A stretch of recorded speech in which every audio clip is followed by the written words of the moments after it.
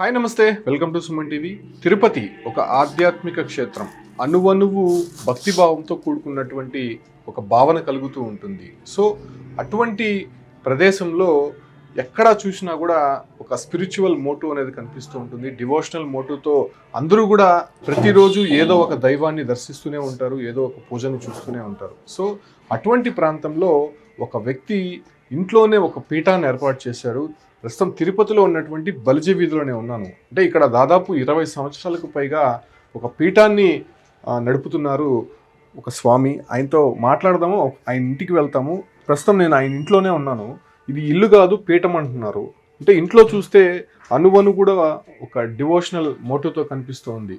అమ్మవారి విగ్రహంతో పాటు ఆ సందర్భాలు వచ్చినప్పుడు వెంకటేశ్వర స్వామికి సంబంధించినటువంటి కొన్ని రూపాలు ఇక్కడ దర్శనమిస్తూ ఉంటాయి. ప్రస్తుతం నేను చూస్తున్నటువంటి ఇదే చిన్న ఇల్లు. అంటే దాదాపు ఒక ఇద్దరు మాత్రమే ఇక్కడ ఉండగలరు. అయితే ఆ ఇంటినే ఒక దేవాలయం లాగా, ఒక పీఠం లాగా తయారు చేశారు. ఇది కామాక్షి పీఠము శరణ్య ట్రస్ట్ అనేటువంటి ఒక పేరుతో దాదాపు 20 సంవత్సరాలకు పైగా నడుస్తున్నది. ఇక్కడ ప్రతినిత్యం కూడా ఆ సందర్భాన్ని బట్టి పూజలు చేస్తూ ఉంటారు. సువాసిని పూజ కావచ్చు, లేకపోతే గాయత్రి పూజ, నవరాత్రులు. అదే రకంగానే ఇక్కడ చూస్తున్నాం కదా, ఈయన వాళ్ళ గురువు గారు లడ్డూ స్వామి అని చెప్పి, ఈయన తిరుపతికి సమీపంలో ఉన్నటువంటి తిరుచానూరులో ఈయన సమాధి ఉంది. ఈయనకి పెద్ద ఎత్తున భక్తులు కూడా ఉన్నారని చెప్పొచ్చు. అయితే ప్రస్తుతం నేను ఇక పీఠంలో ఉన్నాను. లోపలికి వెళ్ళి అమ్మవారి విగ్రహంతో పాటు వెంకటేశ్వర స్వామి విగ్రహం చాలా అద్భుతంగా ఉంది, దాన్ని చూపించే ప్రయత్నం చేస్తాను. మొదటగా కామాక్షి అమ్మవారు మనం చూడొచ్చు. కంచిలో చూస్తూ ఉంటాము కామాక్షి అమ్మవారు. సో అటువంటి అమ్మవారిని ఇక్కడ నెలకొల్పారు. చూడొచ్చు, ఇది కంప్లీట్గా ఒక చిన్నపాటి ఇంట్లోనే ఈ పీఠాన్ని ఏర్పాటు చేశారు. అంటే ఇప్పుడు ధనుర్మాసం కావడంతోనే అమ్మవారికి ఒక రామచిలుకలు అనేది పెడుతూ ఉంటారు. సో అటువంటి స్వరూపం ఏ రకంగా ఉందో మనం చూడొచ్చు. ఒక దేదీప్యమానంగా అమ్మవారు వెలుగుతూ ఉన్నారు. సో ఇంట్లోనే ఏర్పాటు చేసినటువంటి ఈ దేవాలయం మనం చూడొచ్చు. ఇక వెనక వైపు చూడొచ్చు, అఖిలాండ కోటి బ్రహ్మాండ నాయకుడు వెంకటేశ్వర స్వామి స్వరూపం ఏ రకంగా ఉందో నిజంగా ఒక ఆధ్యాత్మిక అనుభూతి కలుగుతోంది. వెంకటేశ్వర స్వామిని తిరుమలలో ఏ రకంగా చూస్తామో ఆ రకమైనటువంటి భావన కలిగే విధంగా కూడా ఇక్కడ జయకృష్ణ అనేటువంటి పీఠాధిపతి దీన్ని ఏర్పాటు చేశారు. మనం చూడొచ్చు, నిత్యం ఆయన నిల్చున్నటువంటి దృశ్యం ఏ రకంగా కనిపిస్తూ ఉందో.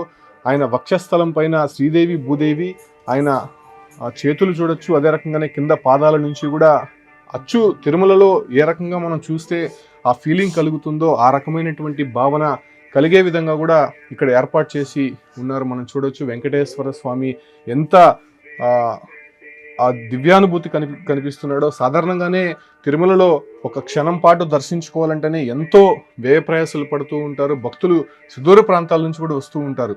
సో అటువంటిది ఈ ఒక్క జయకృష్ణ అనేటువంటి వ్యక్తి తన ఇంట్లోనే వెంకటేశ్వర స్వామి రూపాన్ని ఈ రకంగా తయారు చేశారు.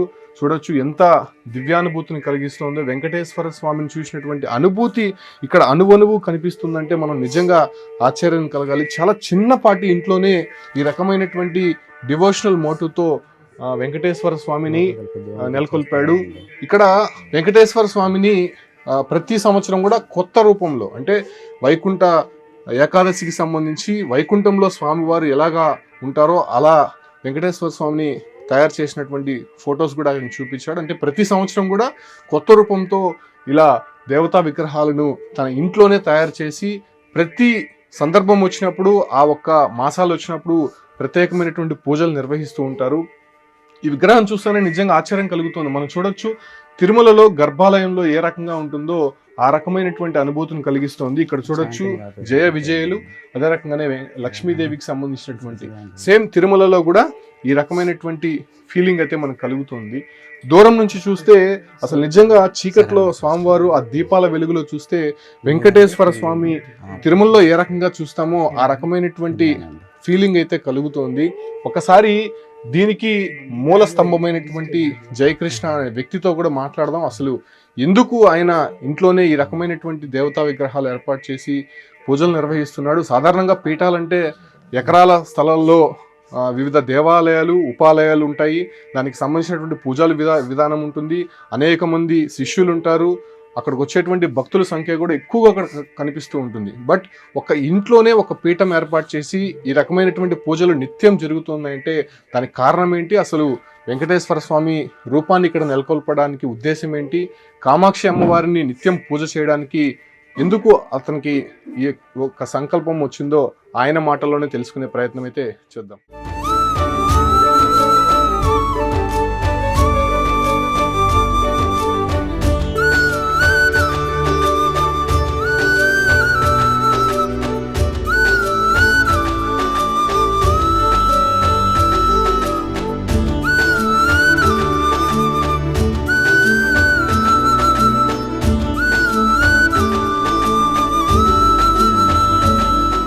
ఎస్, ఈ శరణ్య ట్రస్ట్కి సంబంధించినటువంటి పీఠాధిపతి జయకృష్ణ ఉన్నారు, ఆయనతోనే మాట్లాడదాం. స్వామి నమస్కారం. నమస్తే అండి. అంటే మొదటగా అసలు ఒక ఇంట్లో పీఠాన్ని ఏర్పాటు చేశారు, ఎలా వచ్చింది ఈ ఆలోచన? అసలు మీరు మొదట ఏం చేసేవారు? ఈ ఒక్క ఆధ్యాత్మిక వైపు వెళ్ళడానికి కారణాలు ఏంటంటే ఏం చెప్తారు?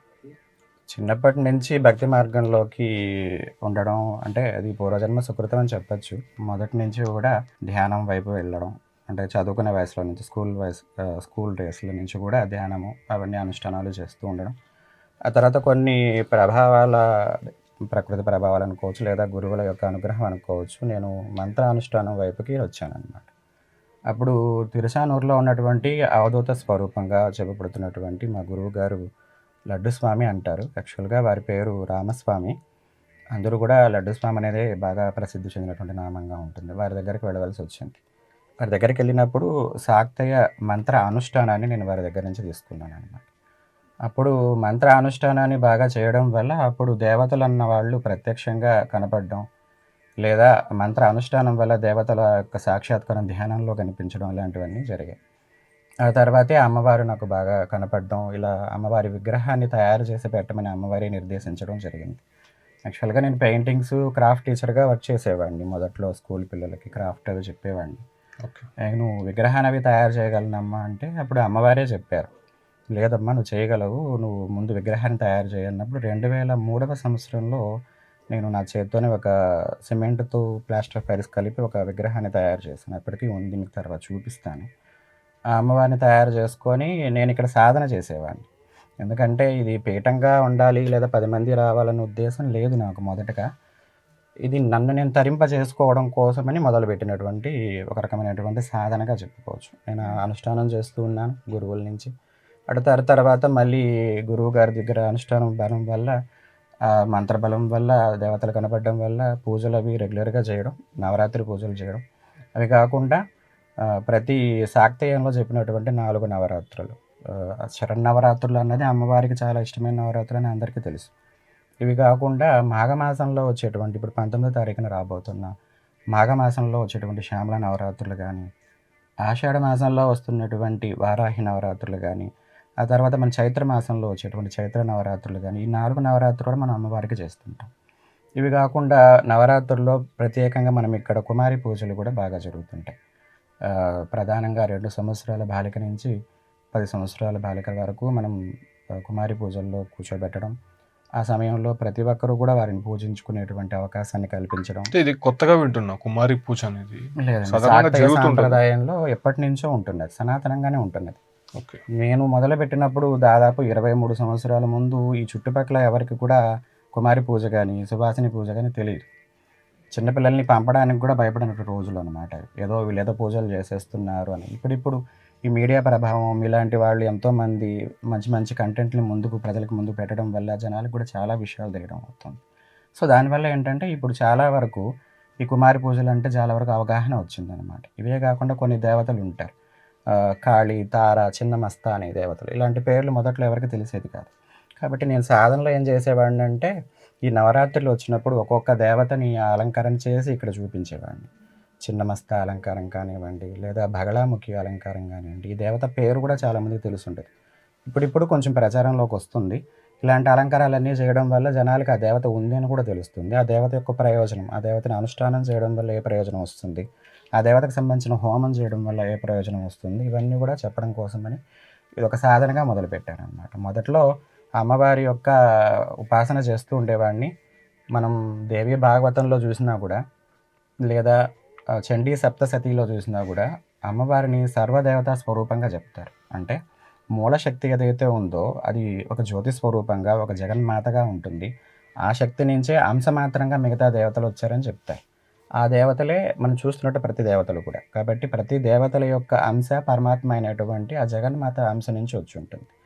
దీన్ని సాధన రూపంలో తెచ్చుకోవడం కోసం నేను ఇక్కడ ఉన్నటువంటి కామాక్షికి ప్రతి ఒక్క అకేషన్కి ఆ అలంకారాన్ని వేస్తూ ఆ సాధనగా ఫీల్ అవుతుంటాను అనమాట. అంటే మీరు అకేషనలీ ఒక దేవతా విగ్రహాన్ని సిద్ధం చేస్తారు, బట్ ఏ మఠానికైనా ఏ పీఠానికైనా ఎవరో ఒక మూలమూర్తి అనేది ఉంటారు. అంటే అమ్మవారు కావచ్చు, లేకపోతే అయ్యవారు కావచ్చు.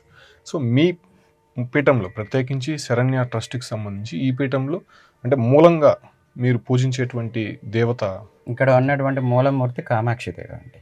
కామాక్షి ఇక్కడ ఉన్నటువంటి కామాక్షి స్వరూపం. ఓకే. ఇక్కడ ఉన్న ఈ అమ్మవారికి రకరకాల అలంకారాలు అవి జరుగుతూ ఉంటాయి. ఇప్పుడు లాస్ట్ చూసినటువంటి ఉత్తర ద్వార దర్శనం ఉంది కదా వైకుంఠ ఏకాదశికి. సో అందుకని ఇక్కడ పెట్టడం జరిగింది అమ్మవారిని. లేకపోతే అమ్మవారు లోపల ఉంటారు. ఇక్కడ ఉండడం వల్ల ఏంటంటే విష్ణు స్వరూపంలో ఉత్తర ద్వార దర్శనంలో ఈ అమ్మవారిని విష్ణు స్వరూపంగా ఆరాధించాం పోయిన 10 రోజుల్లో. ఇప్పుడు ఏంటంటే ధనుర్మాస సందర్భంగా గోదా కళ్యాణం ఉంటుంది కదా మనకు భోగి పండుగ రోజున. కాబట్టి ఇప్పుడు గోదా అలంకారంలో అమ్మవారు ఉన్నారు. ఉన్నటువంటి ప్రధాన దేవత కామాక్షిని, ఈ అమ్మవారిని ఇప్పుడు శివరాత్రి వచ్చింది అనుకోండి శివస్వరూపంగా ఆరాధిస్తాం. ఇంకా ప్రధానంగా వెంకటేశ్వర స్వామి అసలు నిజంగా ఎలా తయారు చేశారు స్వామి?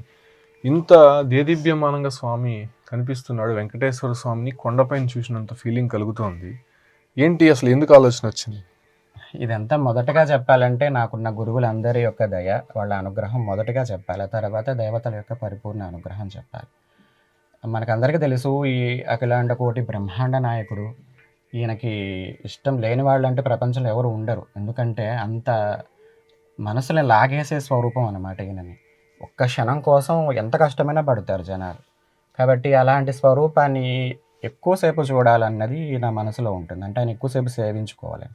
తిరుమలలో జరిగేటువంటి ఆ సేవలు కానివ్వండి, సుప్రభాత సేవ కానివ్వండి, తోమాల సేవ కానివ్వండి, ఇలాంటివన్నీ కూడా ఇక్కడ చేసుకోవాలన్నది లేదా ఆయన చూడాలన్నది కోరిక ఉంటుంది.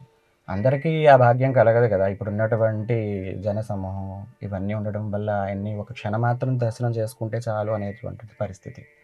కాబట్టి ఇక్కడ ఈ స్వరూపాన్ని అక్కడ తిరుమలలో ఉండేటువంటి స్వరూపానికి ఒక నమూనాగా నేను ఇక్కడ తయారు చేసుకొని చూసుకోవడం సరిపోతుంది. ఎట్లా సెట్ అయింది ఇవన్నీ? ప్లాన్గా చేయించామండి. అక్కడ వెంకటేశ్వర స్వామి ఆలయంలో అసలు మూలమూర్తికి ఏవేవైతే ఆభరణాలు ఉన్నాయో అదేటువంటి ఆభరణాలని ఇక్కడ నమూనాగా తీసుకొని ఆ నమూనాతోనే అదే 8 అడుగుల 9 అడుగుల స్వరూపాన్ని ఇక్కడ తయారు చేయడం జరుగుతుంది. అక్కడ చేయలేని సేవల్ని అక్కడ చూడలేనటువంటి ఎక్కువసేపుని ఇక్కడ ఎక్కువసేపు ఆ స్వామిని చూడగలిగేటట్టు ఆ సేవలన్నీ ఇక్కడ చేసేటట్టు కూడా చేయడం. నాకే కాకుండా వచ్చే ప్రతి మంది భక్తులందరికీ కూడా ఇది ఒక అవకాశంగా ఉంటుంది, అందరూ కూడా దర్శించుకుంటారన్న స్వరూపంతో అలాంటి ఉద్దేశంతోనే ఇప్పటికీ దాదాపు 10-15 నెల రోజుల నుంచి స్వామివారు ఉన్నారు. ఓకే. అంటే నిజంగా చూడొచ్చు ఈ ఆభరణాలు సేకరించడం చాలా కష్టం. వెంకటేశ్వర స్వామికి ఎలాగైతే ఆయన స్వరూపం ఉంటుందో ఆ రకమైనటువంటి ఆభరణాలు యాస్టీస్ ఇక్కడ కనిపిస్తూ ఉన్నాయి. శ్రీదేవి భూదేవికి సంబంధించినటువంటి అమ్మవారికి ఏ రకంగా దుస్తులు ధరిస్తారో వస్త్రాలు ఆ రకమైనటువంటి సూర్య కటారి కనిపిస్తుంది. స్వామివారి దగ్గర ఉండేటువంటి సూర్య కటారి ఉంటుంది, కాసుల పేరు ఉంటుంది, కటివరద హస్తాలు కనిపిస్తున్నాయి మనకు. ఇది కూడా నాగాభరణాలు. వీటిని శివస్వరూపంగా కూడా స్వామిని అనుకునేటువంటి ఉద్దేశంతో నాగాభరణాలు ఉంటాయి మనకు. స్వామివారి దగ్గర నాగాభరణాలు ఉన్నాయి, శంఖచక్రాలు ఉన్నాయి, శంఖచక్ర హస్తాలు ఉన్నాయి. ఇక్కడ ఉన్నటువంటి కర్ణ కుండలాలు, ఆయనకున్నటువంటి ప్రత్యేకమైనటువంటి మకర కర్ణ కుండలాలు ఇవి. కాకుండా ఆ కిరీటము, ఆ ప్రభ, చాలా దివ్య స్వరూపం వెంకటేశ్వర స్వామి. ఎంతసేపు చూసినా తనివి తీరనటువంటి స్వరూపం ఏదన్నా ఉందంటే అది మనం వెంకటేశ్వర స్వామిని ఖచ్చితంగా చెప్పవచ్చు. నిజంగా చాలా సంతోషంగా ఉంది స్వామి. భక్తులు కూడా ఈ రకమైనటువంటి స్వరూపం చూస్తే నిజంగా ఆ భావనే కలుగుతుంది. చాలా అంటే ఇంత దగ్గర నుంచి వెంకటేశ్వర స్వామిని చూడడము, మనము అంటే ఏ ఆలయానికి పోయినా, కొండపైన తిరుమల ఆలయమే కాకుండా ఏ వెంకటేశ్వర స్వామి ఆలయానికి పోయినా ఇలాంటి స్వరూపము యాస్టీస్ మనకు ఆ భావన కలుగుతుంది. బట్ ఇంత దగ్గరలో స్వామివారు వైభవం ఇలాగ ఉంటుందా అంటే ఇంత ఎత్తులోనే స్వామివారు ఉంటారంట. సేమ్ ఎగ్జాక్ట్లీ ఆ ఒక్క పొడవునే ఇక్కడ సిద్ధం చేశారు. కింద పాదాల దగ్గర నుంచి కూడా మనం చూడొచ్చు, ఎంతో ఒక భావన కలుగుతోంది. వెంకటేశ్వర స్వామి నిజంగానే మనం ఈ రకమైనటువంటి దర్శనం చేసుకోలేము. సరే, అవన్నీ పక్కన పెడితే ఒక ఇంట్లోనే ఇంత పెద్ద వెంకటేశ్వర స్వామి రూపాన్ని తయారు చేశారంటే స్వామి నిజంగా నమస్కరించుకోవచ్చు. అమ్మవారి విగ్రహము. స్వామి ఏం చెప్తారు ఫైనల్గా ఈ పీఠానికి సంబంధించి? మీకు ఫైనల్గా ఉన్నటువంటి డెస్టినీ ఏంటి? ఎలాంటి ఉద్దేశంతో ఇక్కడికి వచ్చారు? ఒక ఆధ్యాత్మిక భావంతో మీ గురువు గారు ఇచ్చినటువంటి ఆదేశాలు, ఆయన ఇచ్చినటువంటి ఆశీర్వాదంతో వచ్చారు. ఫైనల్గా ఏంటి, ఈ పీఠం ఇక్కడే ఉంటుందా లేకపోతే మరేదైనా దీన్ని విశ్వవ్యాప్తం చేయాలనే ఆలోచన ఉందా? మొదటగా ఇది అనుష్ఠానం కోసం మొదలుపెట్టినటువంటి కార్యక్రమే అయినా కూడా తర్వాత 2015-16 ప్రాంతంలో నాకు అమ్మవారు స్వప్న దర్శనాన్ని ప్రసాదించి అమ్మవారి కోసం ఒక ఆలయాన్ని నిర్మించమని కోరారనమాట. సో అంతవరకు నాకు ఆలయ నిర్మాణం అన్నది లేదు. అమ్మవారు కోరిన తర్వాత ఆలయ నిర్మాణం కోసం ప్రయత్నించాను. అంటే ల్యాండ్ అవి కావాలి కదా, భూమి అవి, దానికోసం ప్రయత్నించినప్పుడు అమ్మవారే ఒక భక్తుల్ని సెలెక్ట్ చేసుకోవడం, ఎన్నుకోవడం, వారి ద్వారా ప్రస్తుతానికి అప్పలాయగుంట అనేటువంటి ప్రాంతంలో పుణ్యదంతులైనటువంటి మిట్రా శ్రీనివాస్ విశాలాక్షి వారు ఇవ్వడం జరిగింది. సో ఈ అమ్మవారి యొక్క అనుగ్రహం, భక్తులందరి యొక్క సహకారం, గురువుల అనుగ్రహం ఉంటే ఈ సంవత్సరం అమ్మవారి యొక్క ఆలయ నిర్మాణం కూడా చేపట్టబోతున్నాం. ఆలయ నిర్మాణం కనుక జరిగినట్లయితే ఇక్కడ మనం ఎలాగైతే దేవతలను చూస్తున్నామో అట్లా ప్రధాన దేవత కామాక్షి దేవత ఉంటుంది. అలాగే పరివార దేవతలుగా, ఉపాలయాలుగా వారాహి దేవత ఉంటుంది, రాజశ్యామల ఉంటుంది. ఇవి కాకుండా దశమహావిద్యలు, నాకు ఇంకొక గురువు గారు కూడా ఉన్నారు. కుర్తాల పీఠాధిపతులు శ్రీ సిద్ధేశ్వరానంద భారతీ స్వామి వారు. వారి దగ్గర నుంచి నేను మంత్రాన్ని, హోమాన్ని అనుష్ఠానంగా తీసుకున్నాను. హోమం ఎలా చేయాలి, హోమం ఏ విధంగా చేస్తే 10 మందికి ఉపయోగపడుతుందన్న విధానాన్ని నేను వారి దగ్గర నేర్చుకున్నాను. కాబట్టి వారి దగ్గర ఈ దశమహావిద్యల యొక్క ప్రాధాన్యత కానీ వాటి విశేషాన్ని తెలుసుకోవడం జరిగింది. కాబట్టి మన ఆలయాన్ని నిర్మించినప్పుడు దశమహావిద్యలకు కూడా ఒక ఆలయాలు నిర్మించాలన్నది, ప్రధానంగా కామాక్షి ఉన్న, వారాహి దండనాథగా ఉన్న, లేదా శ్యామలా దేవత ఉన్న, ఇవి కాకుండా ఒక శివాలయము, దీన్ని మనం పంచాయతనంగా కూడా చెప్పచ్చు, ఒక శివాలయము, అది అలాగే ఒక విష్ణు స్వరూపం కూడా ఉంటుందన్నమాట. ఇవన్నీ కట్టాలన్నది అమ్మవారి అనుగ్రహంతో రాబోయే రోజుల్లో మొదలవుతుందని నేను అనుకుంటున్నాను. ధన్యవాదాలు. మనము దేవతలు కూడా వాళ్ళకి పూజింపబడాలి, వాళ్ళ దగ్గర నుంచి పూజలు జరుపుకోవాలంటే కూడా దానికంటూ కొన్ని అద్భుతాలు చూస్తూ ఉంటాం. కొంతమందిని సెలెక్ట్ చేసుకుంటూ ఉంటారు, దానికి సంబంధించినటువంటి వారే దానికి పరిపుష్టిగా న్యాయం చేయగలరనేటువంటి ఒక ఉద్దేశంతోనే ఈ రకమైనటువంటి వ్యక్తుల్ని పూజా కైంకర్యాలకి, పూజా విధానాలకి విశ్వవ్యాప్తం చేయడానికి వినియోగిస్తూ ఉంటారు.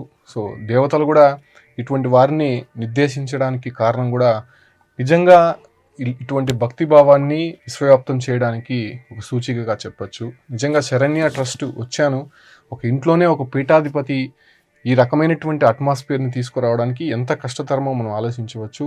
సో అటువంటిది ప్రతినిత్యం కూడా పూజలు జరుగుతూనే ఉంటాయి, భక్తులు కూడా వస్తూనే ఉంటారు. సో ఈ రకమైనటువంటి విగ్రహాలని ఇక్కడ తయారు చేసి ఒక ఆధ్యాత్మిక అనుభూతిని కలిగిస్తున్నారు. అంటే ఇక్కడ వచ్చి దర్శించుకోవాలంటే ఏంటి స్వామి, ఎక్కడి నుంచి రావాలి, ఏంటి అడ్రస్ ఏంటి? ఇది మనకు తిరుపతి నడిబొడ్డులోనే ఉంటుంది, అందరికి కూడా తెలిసినటువంటి గాంధీ రోడ్డు, ప్రకాశం రోడ్డు యొక్క మొదట్లోనే ఉంటుంది, బలిజ వీధి అన్నటువంటి పేరు. అంతేకాకుండా లొకేషన్లో మీకు శరణ్య ట్రస్ట్ అని చూసినా కనిపిస్తుంది. ఓకే, శరణ్య ట్రస్ట్ ఇది near by heart of the సిటీలోనే మనకు కనిపిస్తుంది.